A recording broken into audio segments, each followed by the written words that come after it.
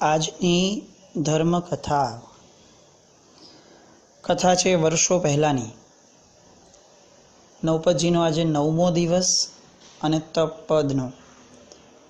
આ તપપદની આરાધના કેવી રીતે કરાય અને આ તપપદની આરાધનાથી શું લાભ થાય છે એનું એક બહુ સુંદર વર્ણન કરતી ધર્મકથા.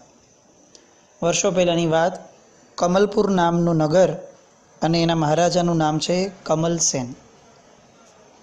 આ કમલસેન રાજા પ્રજા માટે બહુ જ સારી લાગણી ધરાવતો અને બહુ ધ્યાન રાખતો હતો. એકવાર રાજ્યસભામાં બેઠો હતો અને ત્યાં એક નિમિત્તજ્ઞ આવ્યો, જ્યોતિષ જેવો, પણ જ્યોતિષ નહીં, જ્યોતિષ ગ્રહને જોઈને ચાલતું હોય. નિમિત્તજ્ઞ એ વાતાવરણમાંના કેટલાક નિમિત્તો એના પરથી એનાલાઇઝ કરી અને ભવિષ્ય ભાગતા હોય. આવા નિમિત્તજ્ઞ એ રાજ્યસભામાં આવ્યા અને રાજાએ એમને પૂછ્યું કે શું લાગે છે, આ વખતે વરસાદ જબરદસ્ત પડશે, સારો પડશે? અને નિમિત્તજ્ઞએ નિમિત્ત જોઈ અને ગણિત માંડ્યા અને બહુ જ ઉદાસ હૃદયે એણે રાજાને કીધું કે રાજન, આ વખતે 12 વર્ષનો દુકાળ પડશે અને એવી જબરદસ્ત હાલત ખરાબ થવાની છે બધાની, કારણ કે આ દુકાળ એટલો ભયંકર આવવાનો છે કે લોકો ત્રાહીમામ પોકારાઈ જશે, દાણા દાણા માટે તરસશે. આ નિમિત્યાની એક પણ વાત આજ સુધી ખોટી પડી ન હતી.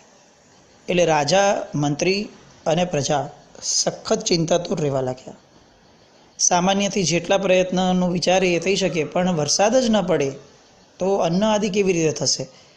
એટલે એ પ્રયત્નમાં તો રાજા પણ ફેલ હતા. ભગવાનને પ્રાર્થના કરતા હતા કે આ નિમિત્તજ્ઞે જે કીધું છે એ ન થાય તો સારું. અને એવામાં અષાઢ મહિનો આવ્યો અને અષાઢ મહિનો આવતા રાજા શ્યોર હતા, પ્રજાજન શ્યોર હતા કે વરસાદ ક્યાં પડવાનો છે. અને અચાનક જ એક દિવસે 12 મેઘ ખાંગા થયા અને એટલો જબરદસ્ત વરસાદ પડ્યો કે ન પૂછો વાત. એટલું જ નહીં, એ દિવસ પછીથી રૂટીનમાં વરસાદ સારામાં સારો પડવા લાગ્યો અને દુષ્કાળની તે વાત હતી એ તો ટોટલી આખી ઉડી ગઈ. હવે અહીંયા રાજા, મંત્રી અને લોકો નિમિત્તજ્ઞની આ વાતને ખોટી સાબિત થઈ અને આનંદિત તો થયા, પણ હવે લોકોની અંદર એ નિમિત્તજ્ઞની મશ્કરી ચાલુ થઈ ગઈ. રાજાને દુઃખ થાય છે, કારણ કે રાજાએ જાણ્યું છે કે આજ સુધી એની બધી વાત સાચી પડી છે. આ વખતે કઈ રીતે એનું ગણિત ઊંધું પડ્યું હોય સમજાતું નથી. અને નિમિત્તજ્ઞ તો બિચારો લોકડાઉન થઈ ગયો, ઘરમાં જ રહીને ક્વોરન્ટાઇન થઈ ગયો કે ભાઈ મારે બહાર જ નથી આવું, લોકો મારી મસ્તી ઉડાડી ના કરતા. એવામાં કેટલાક દિવસ પછી ત્યાં યુગંધર નામના એક પ્રતાપી જ્ઞાની ગુરુ ભગવાન પધાર્યા. 4 જ્ઞાનના ધારક હતા. મતિશુદ્ધ, અવધિ અને મનોપર્ય જ્ઞાન એમને ઉપનેલા હતા. હવે એ તેજસ્વી મુનિરાજ આગળ બધા નમસ્કાર કરે છે અને એક દિવસ પ્રવચન પૂરું થયું એટલે રાજાએ ઊભા થઈને પૂછ્યું કે કૃપાળુદેવ, અમારા ગામમાં એક નિમિત્ત વેત્તા છે, એનું કથન આજ સુધી ક્યારેય ખોટું પડ્યું નથી અને આ વખતે સાહેબ એમને જે કીધું એ ખોટું પડ્યું, તો આનું કારણ શું? એનું ગણિત ખોટું હતું? અને જ્ઞાની ગુરુ ભગવંત અહીંયાથી વાત શરૂ કરે છે કે રાજન, આ કેમ ખોટું પડ્યું એ જાણવા માટે ફ્લેશબેકમાં આપણે જવું પડશે. અને રાજાને ફ્લેશબેકમાં લઈ જાય છે કે પુરીમતાલ નામનું એક નગર છે અને પ્રવરદેવ નામનો એક ગૃહસ્થ રહે છે. બહુ જ ધનાઢ્ય હતો. આખો પરિવાર ભોગમાં એકદમ પ્રચુર, ચકચૂર, જેમ તેમ જીવવું, ધન વાપરવું, મન ફાવે વાપરવું, મન ફાવે ત્યાં જવું, એ રીતે આખો પરિવાર ધનની લોલુપતામાં એકદમ આગળ વધેલો હતો. અચાનક પાસા પલટાણા અને આખો પરિવાર દરિદ્રી થઈ ગયો. બધા વેરવિખેર થઈ ગયા. દીકરો ક્યાં, બાપ ક્યાં, બધા જ વેરવિખેર. કમાવા માટે બધા અલગ અલગ દિશામાં જઈ અને પ્રયત્નો કરતા થઈ ગયા. અને એવી ભયંકર દરિદ્રતા, પાછી મનની ઓલી લોલુપતા, લક્ઝરી ભોગવવાની, એ તો અંદર પડેલી જ હતી. એટલે જે મળે એને બહુ જ એકદમ તીવ્ર ભાવથી ભોગવતા. પણ હવે તો મળવાનું પણ પુણ્ય ઘટવા લાગ્યું. એટલે તો છેવટે એટલા બધા કંટાળ્યા એટલે લોકોએ કીધું કે ભાઈ, આવી દરિદ્ર અવસ્થા અને આવી ભયંકર હાલતમાં આટલા સંકલેશો કરે છે, એના કરતાં ધર્મના શરણે જા તો તને કંઈક શાંતિ મળે. આ લોકડાઉને પણ છે ને આપણને આ વસ્તુ શીખવાડી છે આંધળી દોટ પૈસા પાછળની, આંધળી દોટ ખબર નહીં કઈ દિશાની, પણ દોટ. આ દોટને જરાક બ્રેક લગાડી અને જાણે કુદરત આપણને બધાને કહી રહી છે કે તમારું ધારેલું કંઈ જ થશે એવી શક્યતા નથી. આજે કોણે વિચારેલું કે આટલું ફાસ્ટ ભાગતું વિશ્વ આટલું બધું સ્ટેગ્નન્ટ થઈ જશે, આમ સાવ સ્ટોપ થઈ જશે અને બધા જ લોકો ઘરમાં ભરાઈને રહેશે? જે રાત્રે રખડનારી પ્રજા છે, મનુષ્ય એકચ્યુઅલી નિશાચર નથી, નિશાચર ઉંદર વગેરે કહેવાય, પણ છતાં પણ આપણે લોકો નિશાચરની જેમ રાત્રે ભટકતા, આખી રાત ભટકતા લોકો, રાત્રે 2-2, 4-4 વાગ્યા સુધી જાગતા લોકો અચાનક જ 10, 11, 12 વાગ્યામાં સૂઈ જતા થઈ ગયા. કોણે વિચારેલું? તો આ કુદરતનો ક્રમ છે કે એને જ્યારે જે સર્જન કરવું છે ને ત્યારે એને કોઈ રોકી શકતું નથી. હા, આપણે એ સર્જનને ઓળખી શકતા નથી અને એટલે જ ધર્મ એમ કહે છે કે દરેક જીવે હંમેશા એક બંધનમાં અને એક નિયમનમાં રહેવું, એટલા બધા આગળ ન વહી જવું કે અચાનક કુદરત જ્યારે પાછળ લઈ આવે ત્યારે આપણને ફાવે જ નહીં. એટલે આ લોકડાઉનને સ્વીકારવા માટેનો આનંદ એ જ્ઞાની જીવને બહુ જ છે, કારણ કે નિવૃત્તિ એ જીવનું ઓરિજિનલ પ્રકૃતિ છે. સિદ્ધના જીવો સંપૂર્ણ નિવૃત્ત છે. અહીંયા આ પરિવાર હવે પાછો ફર્યો અને ધર્મ માટે લોકોએ પ્રેરણા કરી અને એ રાજાને એવું, પ્રવરદેવને એવું લાગ્યું, ગૃહસ્થને, કે ભાઈ ચાલો ધર્મના શરણે જાઓ. એટલે હવે ત્યાં રસ્તામાં એક મહાત્મા જોયા. મહાત્માના મોઢા પર જબરદસ્ત પ્રસન્નતા હતી. એટલે એણે બહુ આકર્ષાયો અને આકર્ષાઈને કીધું કે મહાત્મા, આપ કેટલા પ્રસન્ન છો. હું પણ એક જમાનામાં આવો સ્વસ્થ હતો, તો મને આવો રોગ કેમ થઈ ગયો, મારી આવી અવદશા કેમ થઈ ગઈ છે. આમ કેટલું બધું ખાવાની ઈચ્છા થાય છે પણ મને કંઈ ખાવાતું જ નથી મારાથી, અને મને કંઈ ખાવાય મળતું નથી. અને ત્યારે મુનિરાજ એને એમ કહે છે કે વત્સ, લોલુપતા એટલી બધી હતી તારામાં કે જેના કારણે તે જ્યાં ને ત્યાં ખાધા કર્યું, ન રાત જોયો ન દિવસ જોઈ, ખાવાની પીવાની કોઈ સીમા જ નહીં અને કોઈ વીરતી નહીં, એટલે કે કોઈ પચકાણ નહીં. અને એટલો બધો અસંતોષ તને હતો વાપરવાનો કે હવે કુદરતે એવું વિચાર્યું કે ભાઈ આને ક્યાંક તો બ્રેક લગાડવી પડશે. એટલે તને આ કુદરતે લગાડેલી બ્રેક છે. આજે આપણી આગળ ધન છે, આપણી સ્થિતિ આ પ્રવરદેવ જેવી નથી ને, જ્યાં ત્યાં ભટકવું, ગમે તે ખાવું, ગમે તે રીતે ખાવું. આપણે ચાઇનાના લોકોને ગાળો આપીએ છીએ કે એ લોકો એટલા ભયંકર ચામાચીડિયા જેવા પશુઓને પણ, પક્ષીઓને ખાધા કે એમાંથી આ વાયરસ જન્મ્યો. હું એમ કહું છું કે એ તો અનાર્ય પ્રજા છે. અનાર્ય પ્રજા તો શું ન કરે એ પ્રશ્ન છે, પણ આર્ય કુળમાં જન્મેલો અને એમાં પણ જૈન કુળ પામેલો વ્યક્તિ એક શું ખાય, ક્યાં ખાય, કેવી રીતે બેસીને ખાય, સાવ છડે ચોક હોટલોમાં રસ્તાની વચ્ચે બાકડાઓ નાખી અને જૈન જમે, કેટલું ઈચ્છનીય છે, કેટલું શોભનીય છે. આપણને ચાઇનાના પેલા લોકો કેટલા અનાર્ય અને ક્રૂર લાગે છે. કદાચ જ્ઞાનીની દ્રષ્ટિએ આપણે પણ એટલા ક્રૂર છીએ. એને તો ધર્મ મળ્યો નથી ને એ ખાય છે, આપણને તો સમજણ મળી છે અને આપણે આવી રીતે તૂટી પડીએ છીએ. તો આ પ્રવરદેવ જેવા હાલ નથી થતા, કારણ કે કોઈક પુણ્ય આડું આવે છે. જે દિવસે પુણ્ય આડું આવવાનું બંધ થશે ત્યારે કદાચ આ પ્રવરદેવ જેવા હાલ આપણા પણ થઈ જશે.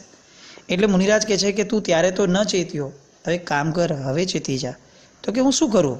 તો કે ધર્મમય જીવન જીવ, વીરતી રાખ, ભોજનમાં ઉણોદરી રાખ, તને જે ઓછું મળે છે ને એમાંય ઓછું વાપર, સ્વાદની લોલુપતા છોડી દે. વાપરવા માટે, પેટ ભરવા માટે ખાવાનું, જીભ ભરવા માટે નહીં ખાવાનું. અને આવી રીતે તન સાજું ને મન પણ તારું સાજું થઈ જશે. અને પ્રવરદેવ તો ભોગવતો જ હતો, એટલે એને ગુરુ ભગવંત પાસે પ્રતિજ્ઞા કરી કે આજ પછીથી હવે હું એક જ અન્ન, એક જ વિગય, એક જ શાક અને ઉકાળેલું પાણી વાપરીશ, એ સિવાયનું બધું જ મને ત્યાગ. આપણે ત્યાં બાહ્ય તપના પ્રકારો કીધા, અનસણ, ઉણોદરી, કાયક્લેશ, વૃત્તિ સંક્ષેપ, સંલિનતા, અલગ અલગ તપો. પણ અંતે ત્યાગની વૃત્તિ, તપ ત્યાગ વિના અધૂરો છે. આપણા એકાસણા જોઈ અને ઘણીવાર એકાસણા બિયાસણા જોઈ આપણને જ વિચાર આવે કે ખરેખર આ તપ હતો કે નહીં. તપ ત્યાગ વગર કેવી રીતે શોભે? એટલે ત્યાગપૂર્વકની વૃત્તિ એ તપને જન્માવે છે. અહીંયા એણે ત્યાગની વૃત્તિ ઊભી કરી અને ધીરે ધીરે કુદરતે ફેવરેબલ થવાનું શરૂ કર્યું.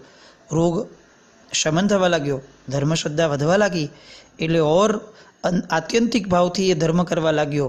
સાત્વિક ભોજનના કારણે નિરોગી થયો, ધર્મનો અભ્યાસ કર્યો અને એટલું સરસ રીતે પુણ્ય એનું વધવા લાગ્યું કે નિષ્પાપ વૃત્તિ આવી, ન્યાયપૂર્વક ધર્મ કરવા લાગ્યો અને ફરી પાછો ધનાઢ્ય થઈ અને કરોડપતિ બની ગયો. આખો પરિવાર ફરીથી ભેગો થઈ ગયો અને હવે તો ધર્મ એનાથી છૂટતો જ નથી. સુપાત્ર દાન કરવા માટે એટલો તત્પર રહેતો કે એને જ્યાં જેટલો લાભ મળે એ બધો લાભ જાણે એને લૂંટી લેવો હોય એ રીતે એ સુપાત્ર દાન કરતો અને ભોગથી સદા વિમુખ રહેવા માટે પ્રયત્ન કરતો.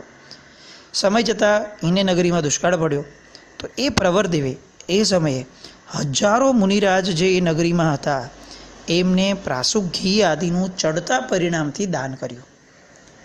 કારણ કે ઘી દ્વારા મહાત્માના શરીરને જે પોષણ જોઈતું હતું એ પોષણ આ ઘીએ એટલું બધું આપ્યું કે મહાત્મા પોતે પોતાના સ્વાધ્યાયમાં લીન બની શક્યા.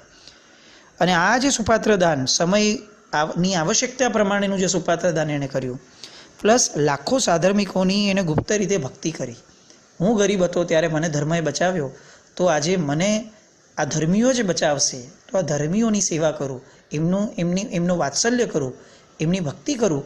આવા ભાવપૂર્વક લાખો સાધર્મિકોની દુષ્કાળ દરમિયાન એણે ભક્તિ કરી અને અંતે અખંડપણે એને વ્રત પાડી અને સૌધર્મ દેવલોકમાં ઇન્દ્ર જેવી બુદ્ધિવાળો દેવ થયો. હવે દેવનો કાળ વીતી ગયો અને સ્વર્ગમાં તો એ ત્યાં હંમેશા શાશ્વતી પ્રતિમાના દર્શન વગેરે કરતો હતો અને પોતાના શુભ ભાવોમાં રહેતો હતો. અને દેવલોકમાં પણ એ આવું વિચારતો કે ક્યાં મારું તુચ્છ શ્રાવકના કુળમાં જે હું જન્મ્યો અને મેં તુચ્છ વૃત્તિ રાખી અને ક્યાં આ ચક્રવર્તીઓ જે પૃથ્વી પર છે એ લોકો આ સેમ તુચ્છ વૃત્તિને પાડે છે. તો આવી શુભ ધારામાં રહેવા લાગ્યો કે એ મુનિ ધન્ય હતા કે જેમણે મને ધર્મ પમાડેલો. અને આવી રીતે એ તારાનગરમાં શુદ્ધબોધ નામના શ્રાવકની પત્ની વિમળા નામની શ્રાવિકાના ઉદરે જન્મ પામ્યો છે. દુષ્કાળના બધા જ ચિહ્નો બહુ જ સાચા હતા. એ યોગ હતા જ, પૃથ્વી પર હાહાકાર મચી જાય એવું હતું. પરંતુ એક વ્યક્તિની પુણ્યની ધારા, એક વ્યક્તિની શુભ યોગની ધારા, એના જન્મ માત્રથી આ બધા જ ગ્રહો, પાપ ગ્રહો એ જાણે આના બળવાન ગ્રહો સામે ઝૂકી ગયા હોય એ રીતે આ શ્રાવકને ત્યાં જન્મ થતાં જ એના શુભ યોગે દુષ્કાળ સર્જાતા પહેલાં જ નાશ પામ્યો. આ વચનો સાંભળી અને રાજા ઘણું આશ્ચર્ય પામ્યો. શુદ્ધબોધ શેઠને ત્યાં પોતે ગયા. સર્વ લક્ષણથી યુક્ત એવા પુત્રને જોયો, પ્રસન્ન થયા, એને ખોળામાં લઈને રમાડ્યો અને એને વંદન કર્યું અને એને કીધું કે હે બાળક, તું ખરેખર ધર્મ જ છે. દુષ્કાળના નાશ કરી અને તારા પુણ્યથી લોકો ધર્મ પામ્યા છે. એટલે આજથી તારું નામ હું ધર્મ પાડું છું અને આજ પછીથી આ રાજ્યનો રાજા તું હોઈશ. ખરેખર રાજ્યનું રક્ષણ તો તે કર્યું, તો જે રક્ષણ કરે છે તે રાજા. તો હું આજ પછી તારા કોટવાળ જેવો થઈ અને રાજ્યનું ધ્યાન રાખીશ. ખરો રાજા તું જ હોઈશ એમ કહી એનો રાજ્યાભિષેક કરે છે અને એ કોટવાળ તરીકે જીવનભર એ આ રાજ્યને ત્યાં સુધી જીવે છે, ત્યાં સુધી સાચવે છે. વખત જતાં યુવાન થાય છે, રાજા બને છે, રાજકન્યાઓ સાથે લગ્ન કરે છે અને 12 વ્રત ગ્રહણ કરી અને એ જ ભાવમાં દીક્ષા લે છે. એ જ ભાવમાં સાધના સાધી અને આત્મહિતના ભાવની અંદર કેવળ જ્ઞાનને પામે છે. તપનું કેવું ગજબનું કામ! એક નાનકડું અમથું એક અન્ન, એક વિગઈ, એક શાક અને ઉકાળેલું પાણી, સામાન્યપણે જે ગરીબને બિચારાને આમે કંઈ મળતું નહોતું એણે પણ લીધેલું આ જો તપનું વ્રત, એ પચખાણ જો એને આટલું બધું ફળદાયી બની શકતું હોય તો સ્વાધીન થઈ સ્વેચ્છાએ પુણ્યને જતું કરી અને જો આપણે પચખાણ લઈએ તો એ તો કેટલો જબરદસ્ત અંદરમાં શુભ યોગ પ્રગટાવે, શુભતા પ્રગટાવે. આવું તપ કરીએ.